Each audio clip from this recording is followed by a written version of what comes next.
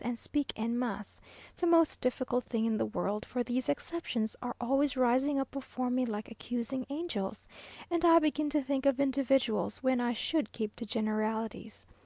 Generally speaking, then, the Mexican Señoras and Señoritas write, read, and play a little, sew and take care of their houses and children.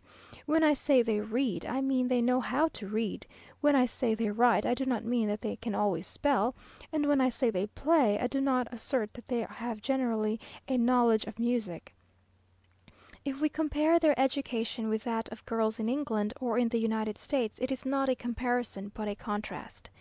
Compare it with that of Spanish women, and we shall be less severe upon their far niente descendants. In the first place, the climate inclines every one to indolence, both physically and morally. One cannot pore over a book when the blue sky is constantly smiling in at the open windows; then, out of doors after 10 o'clock, the sun gives us due warning of our tropical latitude, and even though the breeze is so fresh and pleasant, one has no inclination to walk or ride far. Whatever be the cause, I am convinced that it is impossible to take the same exercise with the mind or with the body in this country, as in Europe or in the northern states. Then as to schools, there are none that can deserve the name, and no governesses. Young girls can have no emulation, for they never meet. They have no public diversion and no private amusement. There are a few good foreign masters, most of whom have come to Mexico for the purpose of making their fortune by teaching or marriage, or both, and whose object naturally is to make the most money in the shortest possible time, that they may return home and enjoy it. The children generally appear to have an extraordinary disposition for music and drawing, yet there are few girls who are proficient in either. When very young, they occasionally attend the schools where boys and girls learn to read in common, or any other accomplishment that the old women can teach them; but at 12 they are already considered too old to attend these promiscuous assemblages, and masters are got for drawing and music to finish their education. I asked a lady the other day if her daughter went to school. "Good heavens!" said she, quite shocked, "she is past 11 years old!" It frequently happens that the least well informed girls are the children of the cleverest men, who, keeping to the customs of their forefathers, are content, if they confess regularly, attend church constantly, and can embroider and sing a little. Where there are more extended ideas, it is chiefly amongst families who have travelled in Europe, and have seen the different education of women in foreign countries.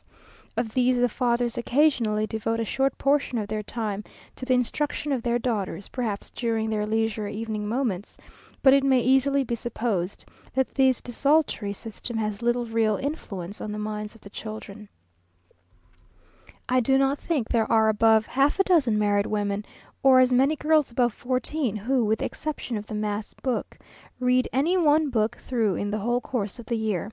They thus greatly simplify the system of education in the United States, where parties are frequently divided between the advocates for solid learning and those for superficial accomplishments, and according to whom it is difficult to amalgamate the solid beef of science with the sweet sauce of les beaux arts. But if a Mexican girl is ignorant, she rarely shows it. They have generally the greatest possible tact, never by any chance wandering out of their depth, or betraying by word or sign that they are not well informed of the subject under discussion. Though seldom graceful, they are never awkward, and always self-possessed. They have plenty of natural talent, and where it has been thoroughly cultivated, no woman can surpass them. Of what is called literary society there is of course none. No bustling Botherbys have they to show 'em that charming passage in the last new poem. There is a little annual lying beside me called "Calendario de las Señoritas Mexicanas," of which the preface, by Galvan, the editor, is very amusing. To none, he says, better than to Mexican ladies can I dedicate this mark of attention (obsequio). Their graceful attractions well deserve any trouble that may have been taken to please them. Their bodies are graceful as the palms of the desert, their hair black as ebony, or golden as the rays of the sun, gracefully waves over their delicate shoulders, their glances are like the peaceful light of the moon. The Mexican ladies are not so white as the Europeans, but their whiteness is more agreeable to our eyes. Their words are soft, leading our hearts by gentleness in the same manner as in their moments of just indignation they appal and confound us.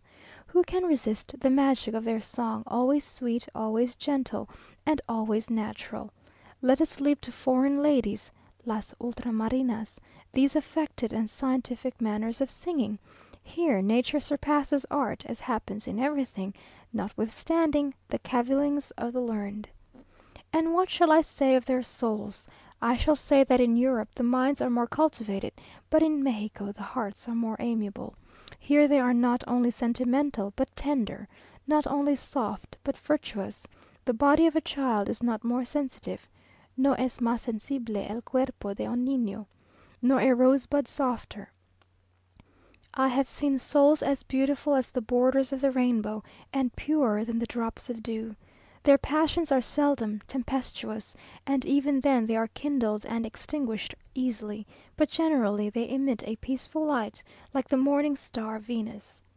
Modesty is painted in their eyes, and modesty is the greatest and most irresistible fascination of their souls.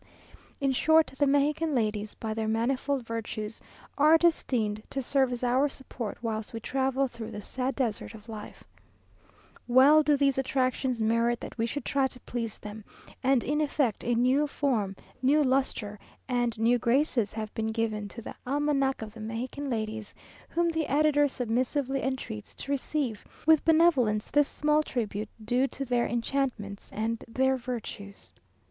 There are in Mexico a few families of the old school, people of high rank, but who mingle very little in society, who are little known to the generality of foreigners, and who keep their daughters entirely at home, that they may not be contaminated by bad example.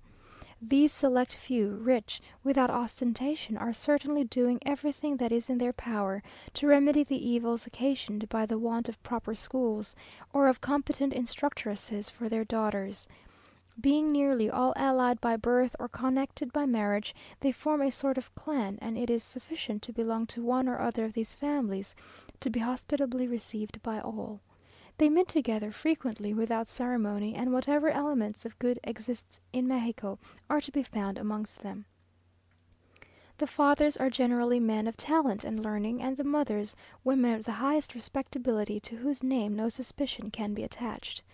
But indeed it is long before a stranger even suspects a state of morals in this country, for whatever be the private conduct of individuals, the most perfect decorum prevails in outward behaviour.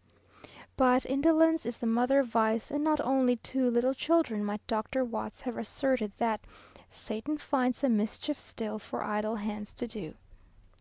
They are besides extremely leal to each other, and with proper esprit de corps rarely gossip to strangers concerning the errors of their neighbours' ways; indeed, if such a thing is hinted at, deny all knowledge of the fact.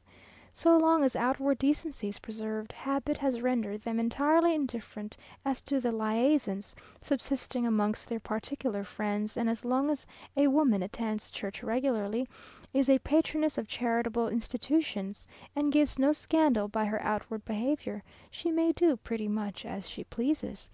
As for flirtations in public, they are unknown. I must, however, confess that this indulgence on the part of women of unimpeachable reputation is sometimes carried too far. We went lately to a breakfast, at which was a young and beautiful countess, lately married, and of very low birth. She looked very splendid, with all the diamonds, and a dress of rose-coloured satin. After breakfast we adjourned to another room, where I admired the beauty of a little child, who was playing about on the floor, when this lady said, "Yes, she is very pretty, very like my little girl, who is just the same age." I was rather surprised, but concluded she had been a widow, and made the inquiry of an old French lady who was sitting near me. "Oh no," said she was never married before. She alludes to the children she had before the Count became acquainted with her." And yet the Señora de , the strictest woman in Mexico, was loading her with attentions and caresses. I must say, however, that this was a singular instance. There are no women more affectionate in their manners than those of Mexico. In fact, a foreigner, especially if he be an Englishman, and a shy man, and accustomed to the coolness of his fair countrywomen, need only live a few years here, and understand the language, and become accustomed to the peculiar